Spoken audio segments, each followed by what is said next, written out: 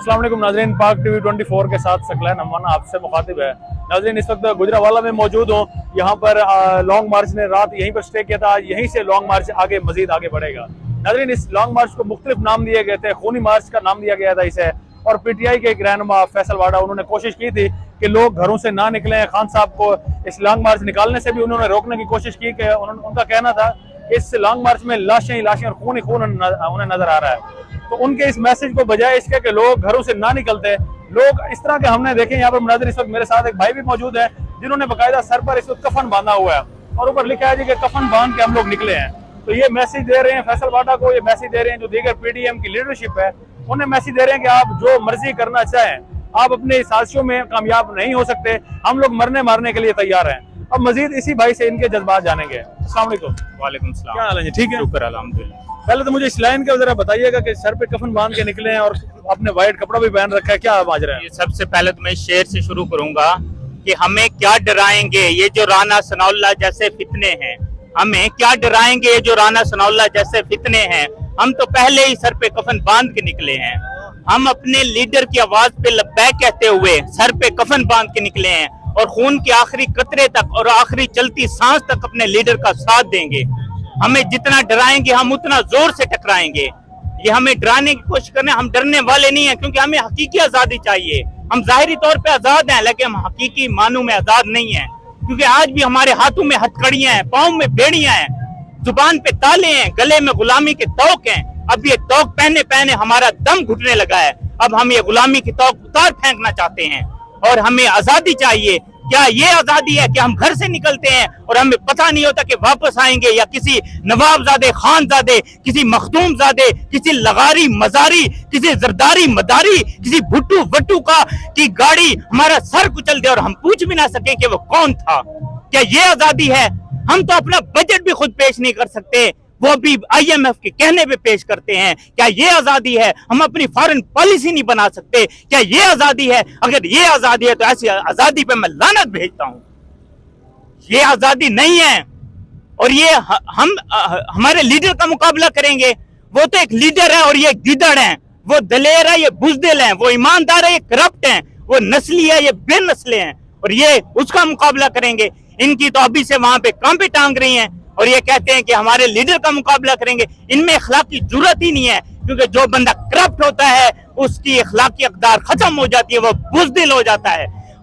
हमारा लीडर ईमानदार है और वो उस पे कोई करप्शन के चार्जेस नहीं है। हमें बताया जाए कि इन पे पहले अरबों की करप्शन के चार्जेस, पहले आपने इनको चोर साबित किया, अब ये इन्हें दूध से धुला साबित कर दिया। ये कौन है? या तो पहले कहो ये चोर नहीं थे, या आप कहो कि ये ईमानदार थे, या फिर ये चोर नहीं थे। हमें ये बात क्लियर करके दो। या तो पहले चोर साबित ना कर दे, अभी नहीं ईमानदार साबित करने की कोशिश करो। हम नहीं मानेंगे, हम इस हुकूमत को नहीं मानेंगे और आखिरी दम तक लड़ते रहेंगे और खून के आखिरी कतरे तक लड़ते रहेंगे। और ये जो अरशद शरीफ को इन्होंने कत्ल किया है, क्या ये अरशद शरीफ को कत्ल करके क्या ये सोचते हैं सच को दबा देंगे? एक अरशद शरीफ को शहीद करेंगे, 1000 अरशद शरीफ पैदा होंगे। क्या अरशद शरीफ के कत्ल से इमरान खान के बयानी में कोई फर्क आया? क्या इमरान रियाज के बयानी में कोई फर्क आया? क्या और सहाफियों के बयानी में कोई फर्क आया? नहीं। एक मारने से कोई हम डरने वाली कौम नहीं है। हमारी माएं इतनी दलेर हैं कि वो कहती हैं बेटा निकलो और जिहाद करो और हकीकी आजादी लेके लौटो। और मैं अरशद शरीफ के लिए कहूंगा, ये कौम अब जाग उठी है। जब से अरशद तेरी लाश उठी है, वो कौन था? अब हमें भी इसकी तलाश उठी है। पहले वो अकेला पूछता था, अब ये आवाज जमात उठी है। इसके अलावा अभी अब ये लॉन्ग मार्च इस्लामाबाद की तरफ जाएगा। इस्लामाबाद में पूरी तैयारियां की जा चुकी हैं लॉन्ग मार्च को रिसीव करने के लिए। वहाँ पर पुलिस है, FC है, वहाँ पर आर्मी है और बाकायदा शेलिंग का सामान उन्हें प्रोवाइड किया गया है। लाठियां उनके पास ऑलरेडी मौजूद हैं। उसके बावजूद आपको लगता है कि ये लोग जो बड़े जज्बे के साथ जा रहे हैं इस्लामाबाद में टिक पाएंगे? बिल्कुल टिक पाएंगे, क्योंकि पहले भी निकले थे, पहले भी उन्होंने शेलिंग की, बमबारी की, जो किया। लेकिन अगर डरने वाले थे अब दोबारा न निकलते। अब दोबारा क्यों निकल रहे हैं? क्योंकि इनके जज्बा ईमानी है, क्योंकि इनके अंदर गैरत है। ये बगैरत नहीं है, ये नस्ली लोग हैं, बेनस्ले नहीं है, ये करप्ट नहीं है, ये ईमानदार लोग हैं, ये मुखलिस लोग हैं अपने लीडर की तरह। मैं कहूंगा कि अब सब निकले, मैं निकला हूं तो सब निकले, सब सर पे कमर बांध के निकले और डरने की कोई जरूरत नहीं है, क्योंकि हमें ये हथकंडे, ये गिदड़ भक्तियां नहीं डरा सकती। बार बार ये कहने की कोशिश की जा रही है पीडीएम की लीडरशिप की जानिब से, नून लीग की लीडरशिप की जानिब से। नवाज शरीफ साहब का भी एक ट्वीट आया कि टोटल 200 से 2000 बंदा होगा मैक्सिमम, वरना वो हिना परवेज तो 150 से 200 बंदे तक की रुकी हुई है। तो भाई इनकी अक्लों पे ताले पड़े हुए हैं, ये अंधे हो गए हैं, इन्हें अब कुछ नजर नहीं आता कि ये कितनी अवाम निकली हुई है। ये तो बता रहे, फिर अगर अवाम नहीं है तो मीडिया को इजाजत दो ना, लाइव चलने दो ना, क्यों पाबंदियां लगा रहे हो? खोल दो ना सारे चैनल। अगर अवाम नहीं है तो देख लेना, पूरा मुल्क देख ले, दुनिया देख ले कि अवाम नहीं है, फिर खोल दो सारी पाबंदियां, उठा लो। कैमरा को कह दो कि इजाजत दे पूरे सब चैनल को कि लाइव कवरेज करें, फिर लग जाएगा पता कि तादाद है, अवाम है या नहीं है। ये जितने सच्चे थे वो आपको भी पता है। ये हिना परवेज बाटे जिसको अपना लीडर मानती है, मरियम नवाज चोरनी, जो चोरों की नानी, वो कहते थे मेरी लंदन तो क्या पाकिस्तान में कोई जायदाद नहीं है। और मैं अपने अब आला अदलिया से भी कहता हूँ कि हजूरे वाला, जब इमरान खान को आप झूठा फॉरेन फंडिंग लगा सकते हैं, झूठा इसको डली का करप्शन का इल्जाम लगा सकते हैं, तो उससे ही पूछो कि तुम हमें कह के गए थे भगोड़े नवाज शरीफ, तुम हमें कह गए थे, कुरान पे हाथ रख के कह के गए थे कि एमआई फील्ड का मुझे कुछ पता नहीं है। वो कहते थे मेरे लंदन तो क्या पाकिस्तान में कोई जायदाद नहीं है। अभी दोनों बाप बेटा और बेटी और जो बाप है वो दोनों उन्हीं फ्लैट में रह रही हैं। उनके मुंह में वो वीडियो बनाते हैं, तस्वीरें बनाते हैं, शेयर करते हैं। वो हमारी अदलिया, हमारी अवाम, हमारे आला जो अहदेदारान है उनके मुंह पर बहुत बड़ा चमाटा मारते हैं वो रोज अगर देखा जाए तो।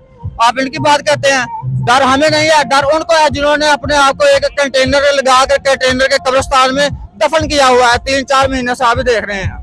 अच्छा, क्या इन लोगों का पाकिस्तान में कोई है ऐसा? क्योंकि इस वक्त पूरी फैमिली, शरीफ फैमिली हमें लंदन में नजर आती है, तो बैठते लंदन में है, पाकिस्तान में सियासत क्यों? क्या पाकिस्तानी को बेवकूफ समझते हैं, क्या करते हैं? भाई अवाम को यही तो एतराज है ना कि हुक्मरानी इन लोगों पे करनी है, खून इनका निचोड़ना है, लेकिन आपने जाके जायदादें बाहर लेनी है।